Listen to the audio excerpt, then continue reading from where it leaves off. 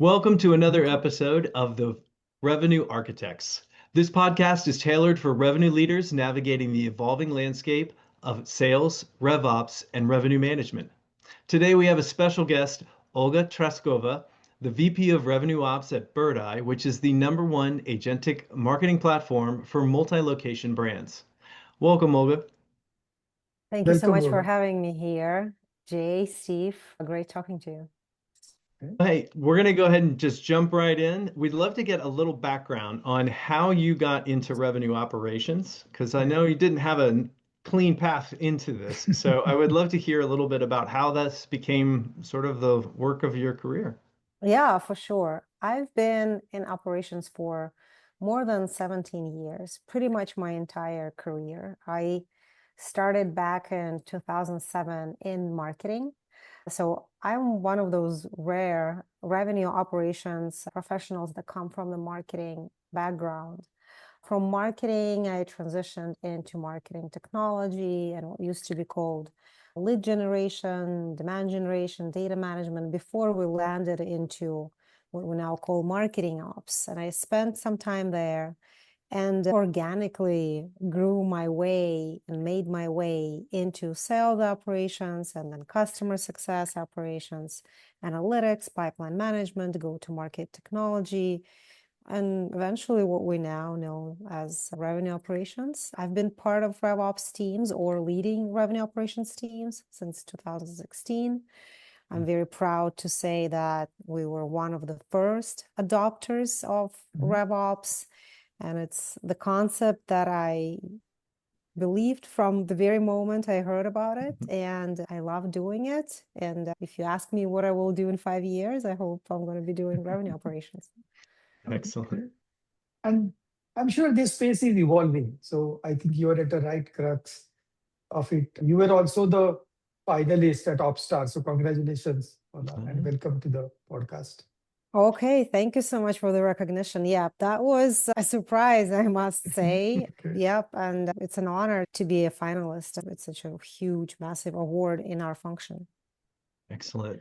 Hey, I'd love to get your opinion on revenue operations as a whole, as you see it being made. When you heard it, you knew you wanted to do it, but it can be a little amorphous and hard to understand. So what do you see it as before we move into some of the other questions that we want to talk to you about?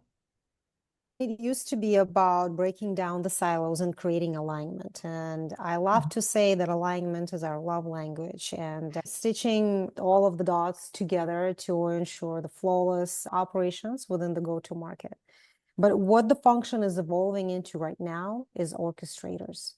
With the tech space becoming complicated, complex, requiring some technical understanding and technical skills, we are now seeing leaner teams, smaller teams doing more via automations, AI-fications, and orchestration.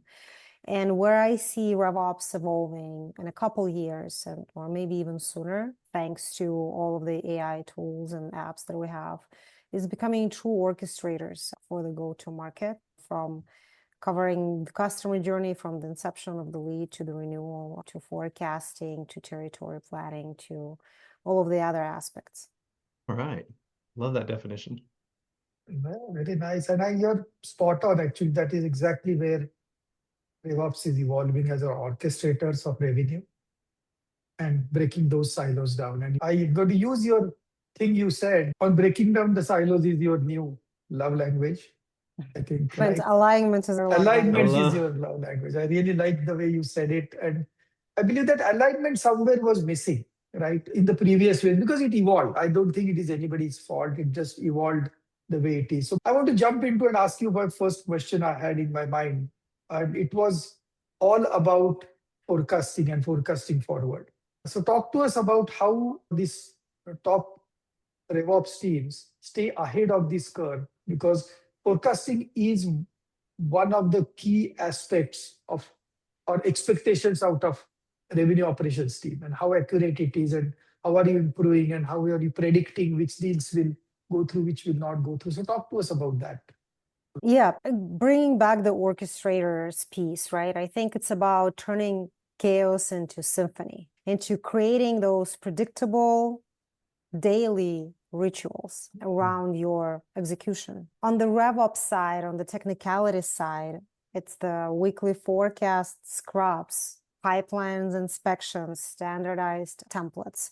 On the sales side, because it takes two to tango, it is following the actual order of operations. The way we have it implemented at Birdeye and my previous companies, pretty much every day of the week, we have a certain activity that is reserved for either account executives or account managers, their managers, or VPs. We have each of the layers, essentially, of the team submit their forecast in the system. After the submissions are done, we have the forecasting call, which happens weekly, to review those forecast submissions, and we have the leaders present their forecast. And then based on that, we can either discount certain numbers, we can have our own judgment, we can push certain dates, but it's about creating the rhythm and creating the ritual and bringing this sort of muscle memory on doing it pretty much daily. On the RevOps side, we are responsible to ensure that our pipeline is clean and is trustworthy. We have entry and exit criteria defined. On the sales side, it is their responsibility to ensure they do submit their forecasts according to the schedule. Okay. Well, how is RevOps helping prioritize quota attainment, win rates, faster sales cycles when you're orchestrating with a sales team and trying to get the process down under SalesOps? So how are you helping bridge that gap, either at Birdseye or in the past? Analytics is part of the revenue operations, right? It's also part of the pipeline inspection. We're always looking for some coverage, right? It could be 3x or 4x, depending on your size, on your cycle, etc. Inspecting that pipeline and ensure the accuracy and the quality. It's not just about the quantity, but it's about the quality of that pipeline. Looking at big deals, right, and ensuring that they're there. And from there, it can give you a breadth of insights into your territory carving, into your planning for the next year, into certain ICPs, right? If you start looking into data or data insights that are produced by tools like Gong or Clary, where you can see involvement of certain titles in your deal can impact positively the win rate, or lack of, say, next steps, or to extend your sales cycle and might lower win rates and increase the push count. So for us, it's the continuous inspection and adopting that Kaizen mentality of always staying on top. As we go into the new quarter right now and then into the new year of 2026, we define our goals, and there's always a standing goal for the revenue operations of inspecting pipeline and inspecting deals to ensure that we have the high quality in the pipeline, and then we have high quality in our customers as well, because we also don't want to close the bad customers. Excellent. And I would just to add to that, one of the anecdotes, identifying why deals stall or what could impact the win rate positively. What are those levers? What impacts the rep experience on a day-to-day? That's one of the key things that we do. For example, when we introduced the close date push reason, right? The forecast surprises dropped by 30%. So as we were seeing that large deals get slipped and get pushed to the next month, we are on the monthly forecasting cycle here. So as we were seeing that the deals were slipping, we wanted to understand exactly why. There were a lot of anecdotes. Now that we require simple change, require reps to log in that push reason, we do have way more clarity that we can address. Is it internal? Is it external? If it's internal, is it systems? Is it approvals? Is it legal or whatnot? And surprisingly, those, the push counts are reducing. We're actually not seeing deals slipping as much.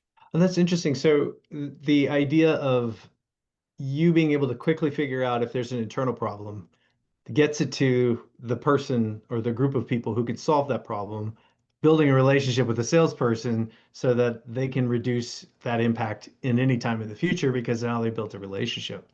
That's really brilliant. Transparency is the Yeah. key here, right? We're not collecting data for the sake of data. We're collecting data to improve the process and to answer, okay, what levers can we pull to speed up the cycle, to introduce a frictionless process, to maximize sales time. So if we're seeing that it's more of an internal delay or there's a system gap, we can quickly address it, right? That would be our key priority, to address it. And then therefore you would see less deals pushed because of that. That's just a genius. I'm sorry, I just have to stand on this because with one drop-down box or one field, you were able to effectively keep your finger on the pulse for environmental changes, where there's an economic reason why things are happening or some environmental reason why these deals are getting delayed.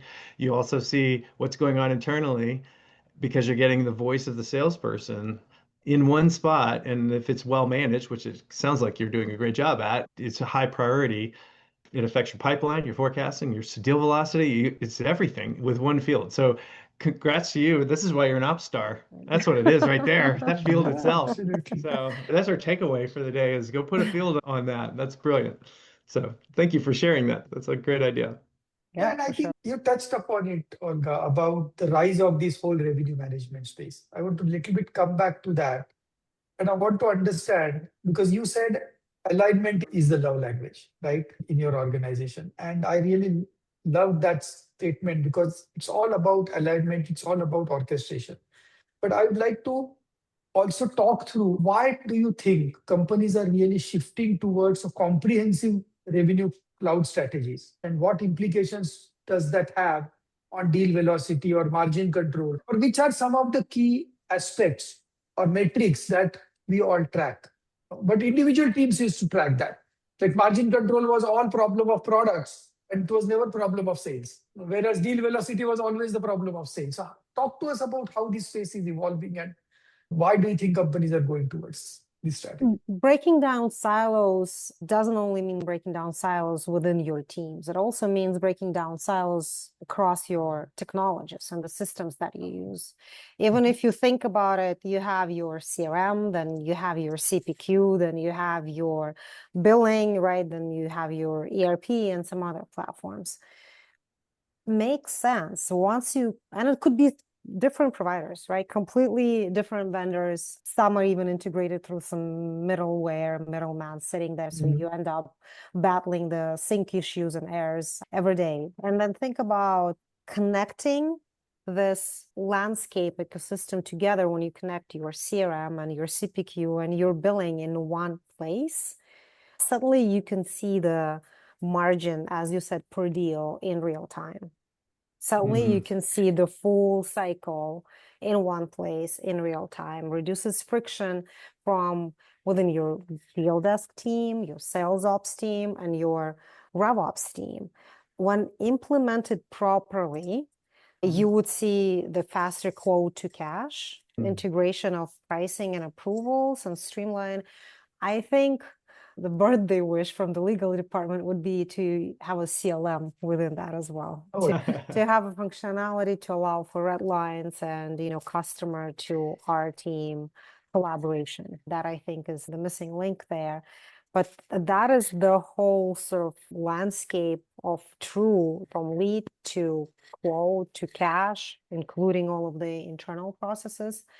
When implemented properly, and when I say when implemented, because it's a beast to implement, you need to have experts in those fields. When implementing, it's just a dream of any RevOps and deal desk professional. I would like to offer an additional, if you put next to the margin control, if you put a button on estimated commissions, you might have a tremendous impact on your sales quality because they could see immediately that if I move this number, I get this number, I'm going to sell. Isn't that right? Isn't that right? If you can have an estimate or a calculator within your deal eventually. Oh yeah, compensation drives behavior. Yeah, So we did a podcast with a guy who does pricing and compensation. And so we were having this conversation and yeah, if you put that right in front of their face, you'll change their motivation and profit margins will definitely improve. there are good deals that we want them to pursue and there are bad deals that we don't want them to sell. And there's a lot of post-closure friction when we realize that it's a bad customer, we have trouble onboarding it, they're not meeting certain technical requirements.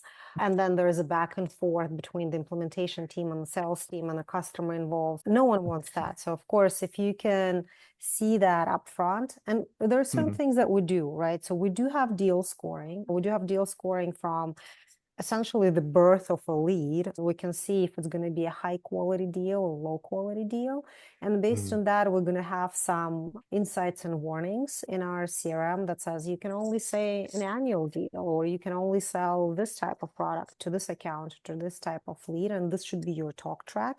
Don't even mention other payment plans or other product categories, because we're not going to be selling, because we know from such customers there might be a higher propensity to churn. Understood. Let me ask you this, as an orchestrator, so often you're trying to untangle roles, you're trying to drive collaboration, but just because you're orchestrating doesn't mean you have the same ownership, or it doesn't change who's owning a particular area of the revenue execution. So can you talk a little bit about how you clarify that ownership when you're trying to figure out the entire revenue value chain? Yeah. And RevOps eventually becomes this revenue integrity office. Within revenue operations, you would see different streams or departments, right? It could be SalesOps, deal desk, enablement, etc. To me, it's not even about the reporting structure, but about drawing the lines and, as you said, defining the responsibilities. SalesOps is eventually responsible for the rep productivity, defining the process, ensuring the process is being adopted and is being tightly executed on. Deal desk sets the guardrails of how we sell, how we approve, what is a bad customer, what is a good customer, also manages the systems behind those processes. And RevOps is eventual orchestration of connecting the dots. Clarification of the swim lanes and having the team stay in those swim lanes is crucial. And once we clarify those lanes, the duplicate reporting will drop and the trust would go up, less anxiety with salespeople when they know exactly what the process is, how to follow it. We made it very easy and streamlined for them to follow. Deal desk team is there to support them on the quote to cash process. And RevOps orchestrates the entire lead to opportunity and to cash process with the data management, enrichment, notifications, dashboards, visibilities, and the forecasting rhythm. So I love this idea of the clarity of the roles and the swim lanes, right? Is it you that sets those, helps everyone get those swim lanes? This is what I'm going to do. This is what Deal Desk is going to do. This is where they stop, that kind of thing. And then manage that to make sure that's appropriate, or is it really held out in a different area? Or are you just part of one of your own swim lane? How does that look? RevOps plays a huge part of it, right? The process, the systems, just by definition, fall under revenue operations orchestration, but it's a very much cross-functional alignment again, right? So I need to align with our finance team and our sales leadership and marketing leadership on these are the swim lanes, right? And then establish certain departments. As we experience growth, for example, in this company and in my previous companies, we did not have an established deal desk team. So we had to put one together and have one dedicated owner of a deal desk, because you want this, again, clear lanes and responsibilities defined. So as you grow, sort of your teams and your ecosystem will change, will shift, will evolve. And it's fine as long as you keep track of it and you can very quickly early spot chaos and inefficiencies and then bring them to order. Ownership and having those swim lanes help us avoid duplication of work internally, which increases our efficiency and productivity. We serve our customers who are BDRs or sellers or account managers, etc. It also makes it easy and transparent for them of who to go to whenever they have a question or an issue to solve. I'm going to go to my favorite topic, building this kind of revenue operations or revenue operations stack on Salesforce. And I'm not necessarily saying everybody should go all in Salesforce, even though we are a Salesforce consulting company. What we have seen is that Salesforce is a good platform to get you the single pane of glass. right? But it doesn't necessarily, you don't have to necessarily use all the Salesforce products to get that. And with recent AI evolution, I think it is becoming more and more evident of that, because Salesforce is not good in every area, as we know, but it is a good platform. So maybe term it as a chassis. Of one of our podcast guests use this word, which I'm reusing it, call it as a chassis. But my question to you is, how would you design this modern revenue stack on Salesforce? Because Salesforce does bring some things like data cloud and other things to table also. Not that's the only way, but I would like to get your views about it. I think AI or not, something else, robots taking over our jobs in 5 years, the foundation should still stay the same, garbage in, garbage out.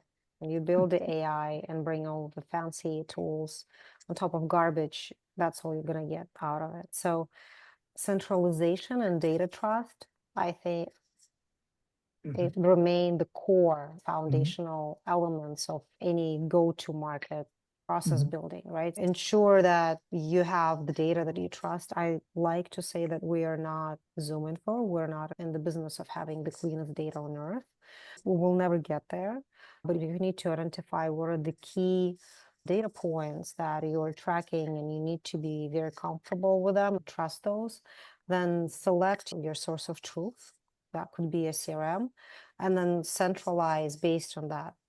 What we're talking more and more about, and I think it's thanks to tools like Clay, for example, rise of the go-to-market engineer, having this architecture, the landscape of, okay, what are all of the tools and what is the source of truth for, say, calls, right? When you have multiple sales engagement platforms, you might have SalesOps, then you can have some other dialer, then you can have Gong, or you can have Chorus, multiple platforms. So what is your source of truth for those calls and the transcripts? Where does this data reside? Because then there's that data that you can use for your deal scoring, for your automations, et cetera. So as you centralize and as this product landscapes become so complex, always think about the architecture and defining what is responsible for what, ensuring there's no duplication and overlapping in the tools functionalities.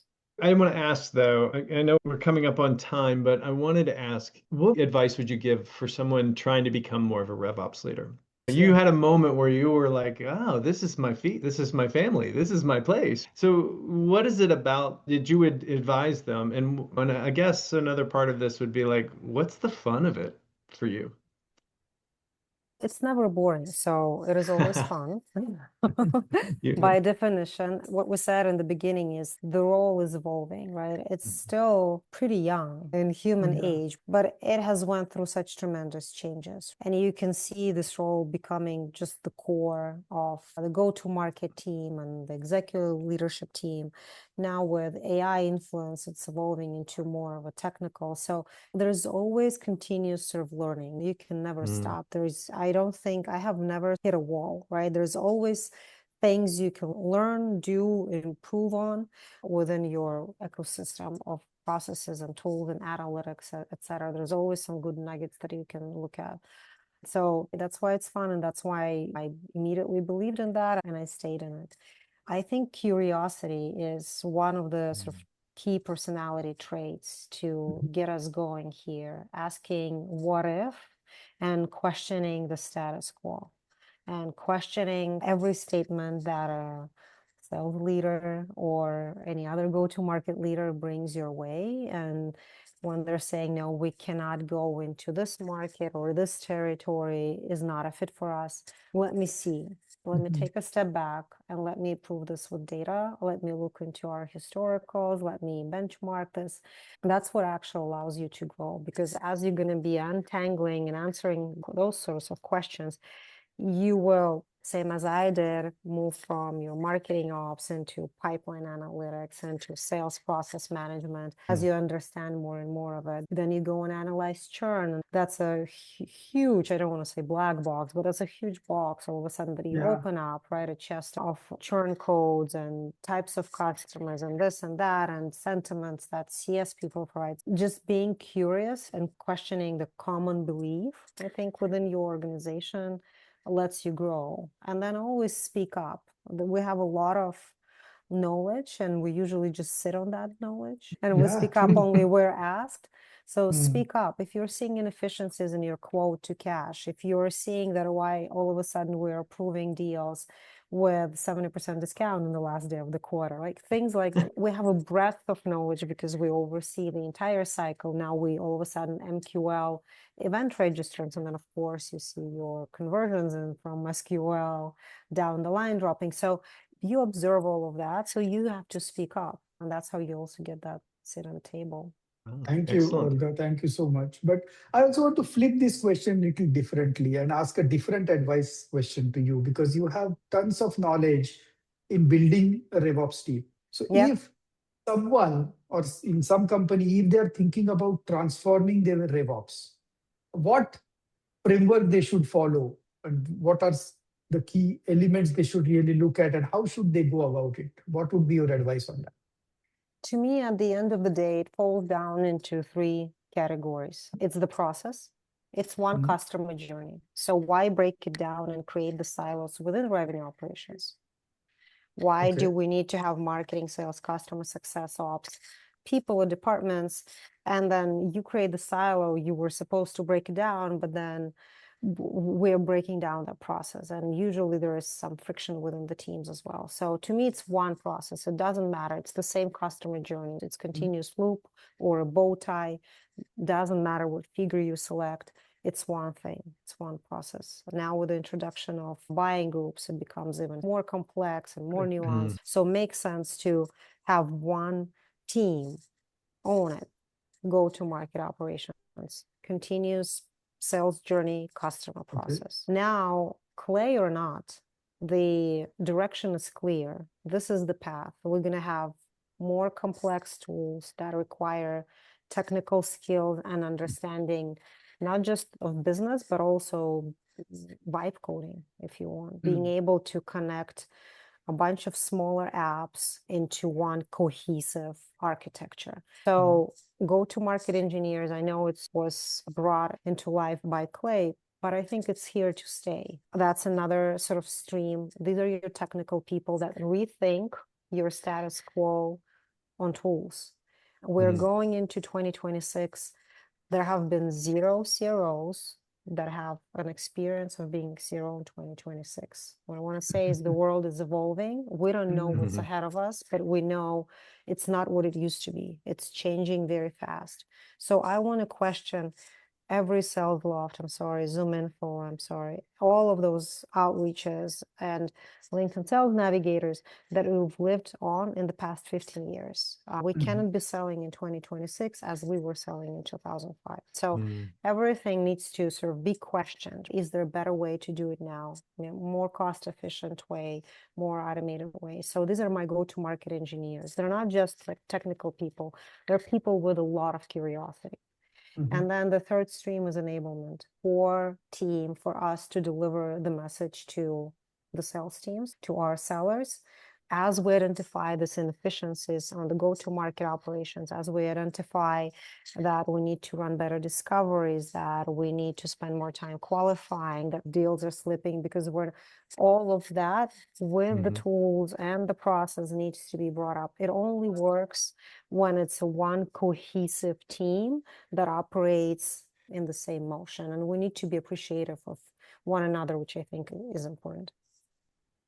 Thank you for that. I think that was so brilliant. I think you put it in such a nice 3 pointers for I'm people to take away. thoroughly ready to read your book. I feel like there's a RevOps book in here somewhere, and it will have your name on it, and we will read it and gain insights and grow. I love this relentless curiosity as an environment like RevOps is evolving, that it's the curious that find the new ways, right? That test the old beliefs and try the new things. But I also love the idea that there's an automation first component that's taking over a Yeah. larger portion of what used to be expertise. That's Right. correct. And Exactly so so. you have to make room for that because expertise is transient. And as you said, you're moving into orchestration of orchestrating a technology plus people in a different percentage makeup, I guess, in a way you gather design processes and other things where the technology might be identifying a new process that you didn't normally would be only rely on a person to do. And 100%. so that's really, it's really fascinating. So I thank you so much, Olga. This is really riveting, really helped us lay out some important understandings of how revenue management is changing. I love that you're on the forefront of it.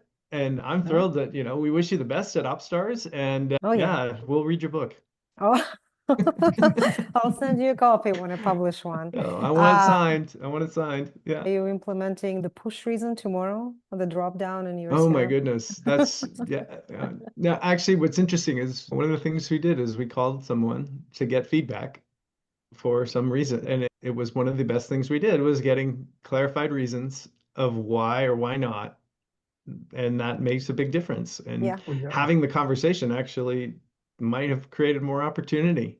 And so I think that thing is like getting the sales voice, the voice of the customer or the voice of the salesperson gives you the feedback. And as technology designers in Salesforce, we know that frontline adoption, if they use it and give you good data, you get better MQLs to SQLs because marketing knows what to look for.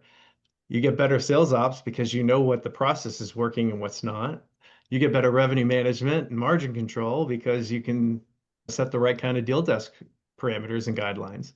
And so it all works out at getting the salespeople something they can use and move quickly with. Thank you so That was much, great. Olga. Thank It you Yeah. so was much. great Thank talking you to so you. much. We'll talk soon. And thank you everyone for coming to this episode. And we look forward to sharing more insights about revenue management and with new revenue architects. So stay tuned and subscribe on our YouTube channel or find us on LinkedIn. We'd love to connect. Thanks so much. Thank you.